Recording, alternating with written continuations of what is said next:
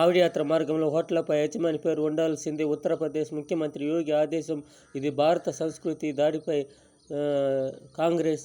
New Delhi, July 11. ఉత్తరప్రదేశ్లో కావడి యాత్ర సాగే మార్గంలో అన్ని తినుబండారాల దుకాణాలపై వాటి యజమానుల పేర్లు తప్పనిసరిగా ఉండాల్సింది సీఎం యోగి ఆదిత్యనాథ్ శుక్రవారం స్పష్టం చేశారు. ఈ నెల 22 నుంచి ప్రారంభమయ్యే ఈ యాత్ర పశ్చిమ యూపీలో దాదాపు 240 కిలోమీటర్ల పరిధిలో సాగుతుంది. ఏటా ఈ శ్రావణ మాసంలో 11 రోజుల పాటు జరిగే యాత్రలో భాగంగా ఈసారి దాదాపు 3 కోట్ల మంది భక్తులు హరిద్వార్ కాలినడకకు వెళ్ళే గంగానది. మన కావడి అంటే ఆంధ్రాలో, తమిళనాడులో మురుగనికి ఎత్తుకుని పోతాము.